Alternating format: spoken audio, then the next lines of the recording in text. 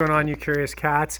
Thought I'd make a quick video on this whole economic crisis, the stock market crash, and just kind of where it's leaving people, especially mentally. I read some pretty alarming news last night about the direct correlation between unemployment levels and suicide rates in Alberta specifically.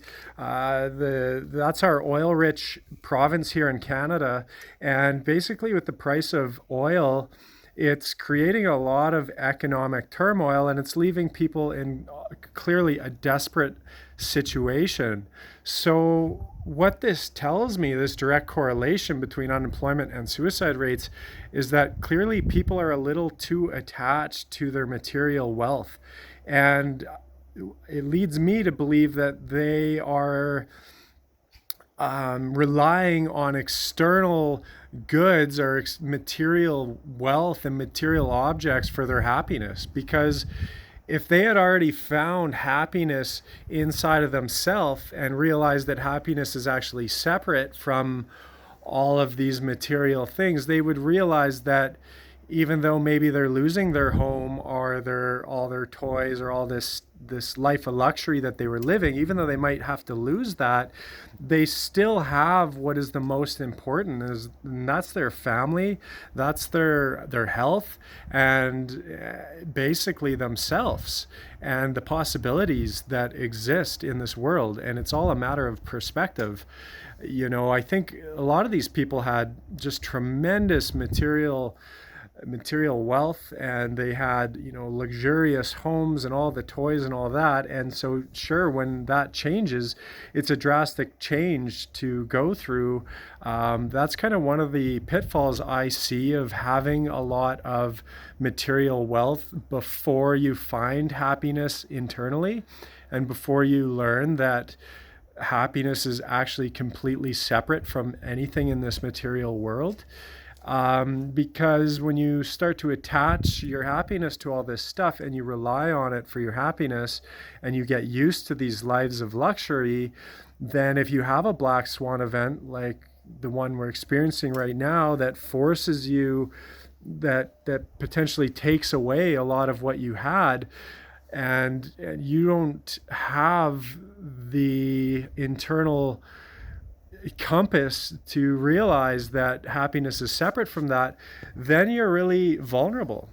You're left in a really tough situation where people are clearly finding that suicide's their only option. That's such a sad thing to me. I've been looking for the positive in all of this, and if you knew my story, you'd know that I lost most of my wealth in the last short while. It's been a tough lesson. It's a lesson of letting go. It's a really expensive lesson, but the positive that I've found in it is that I've had to find happiness separate from that, from my money, from my wealth, from all of that. It's really taken an effort to look for happiness outside of that and detach from my material wealth and my material worth. And that's the only way I've been able to find happiness.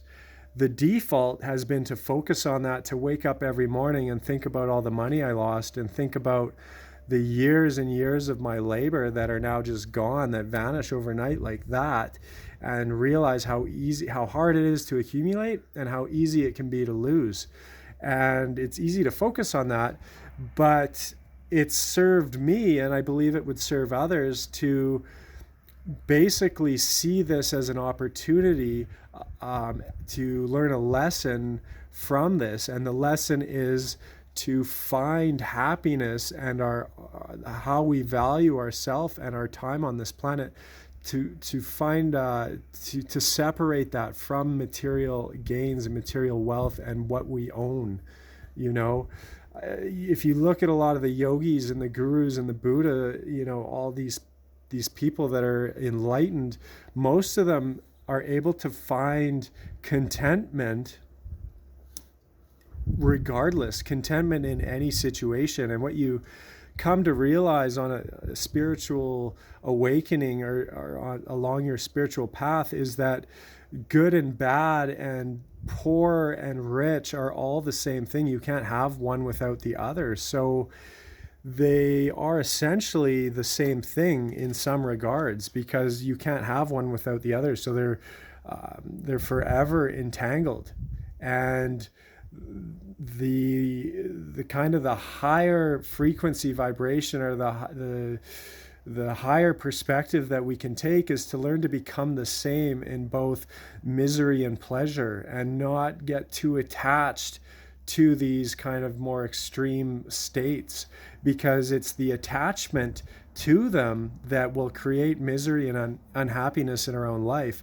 But if we learn that everything comes in waves and cycles, and that's nature, that we don't have to attach to these states, and that we can, when by detaching from them, we can learn that everything comes in ebbs and flows, and that this too shall pass. And this too shall pass also means these periods where we're living lives of luxury, and maybe we've come into some riches. If you learn that this too shall pass, that also means the good times and the material wealth that we may have gained, that none of this is permanent.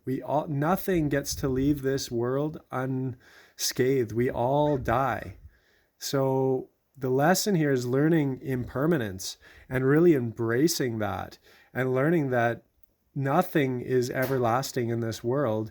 And the sooner we can wrap our minds around that, the sooner we can find contentment in our own lives. And I don't, it's easy to say find happiness, but I don't even like to use that word happiness, because then we're attaching to happiness, and we're seeking happiness, and we're avoiding misery. So just by doing that, we're having an attachment, and we're claiming that happiness is better than misery. However, there's lessons in both. And when we can take that perspective, that there's lessons in both misery and in happiness, then we can always be learning, and we can always be growing, and we can learn to find contentment in both of these extremes. So I think that's a valuable lesson that we can try and focus on in these trying times, and to learn to do our best to detach from our material wealth. I realize that a lot of people are under a lot of pressure, and they have families and mouths to feed, but a lot of these people were doing really well before. They had a lot, and all it takes is selling it all off. Sell it all off and go rent a basement suite. Yeah, you're going to have to it's going to be a massive adjustment, but look, you still have your family, you have your kids, you have your wife, you have your husband, you have your partner, you have your community, and that they can't take away from you, especially if you learn to find contentment. It's when we place our happiness on these external factors, and then it creates misery in our own life, then it takes the true value from us by robbing our community. Trust me, I just went through deep depression and loss and misery and trauma and all of that. And what happens is that takes your community away, because no one wants to hang out with you. So if we detach from these material things, and we can learn to just focus on what we do have, and focus on what is within our means, then that is the way to empower ourselves in these difficult times.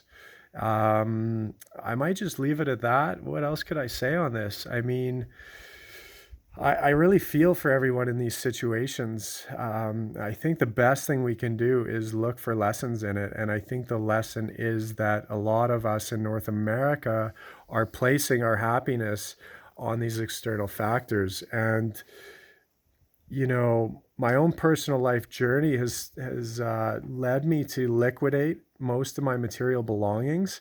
And basically I'm living out of a suitcase now, and I don't have anything left. The only thing I have right now, well, I have my family. Like, I don't have my own family, but I have my mom, and I have two stepdads, and I have my grandparents and my aunts and uncles, and that's what I'm going to focus on. I have that. And So they can't take that away from us. They can't take our family away. They can't take our own personal health and wellness. So that's a good thing to focus on in these times, is focus on our family, focus on strengthening our love, having compassion for everyone and everyone's situation, focusing on creating resilience in our own life, learning ways to be just as content in poverty as we are in wealth, and learning to be just as content in pleasure as we are in pain.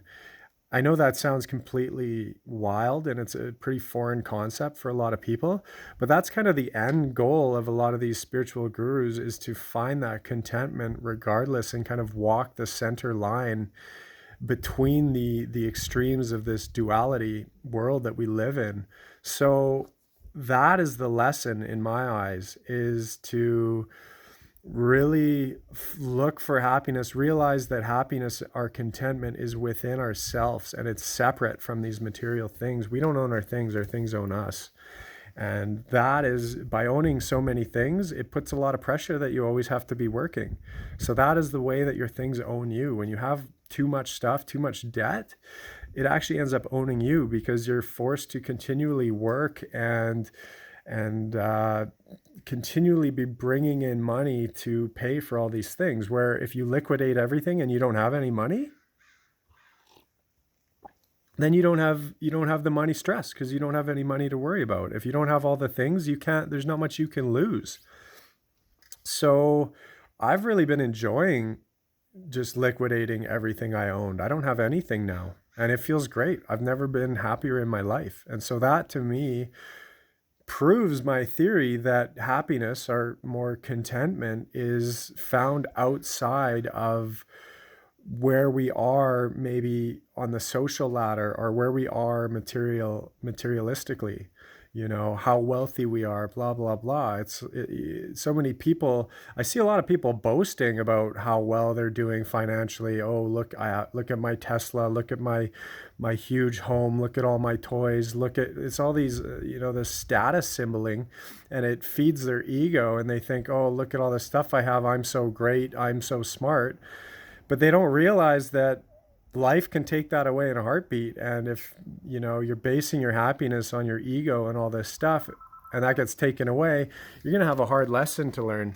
So I have a phone call coming in here. I'm going to take this. This is a good friend. And so with that being said, as always, stay curious, prosper, stay healthy. Have a fantastic day, guys. I hope you liked the video. Subscribe to the channel if you haven't already.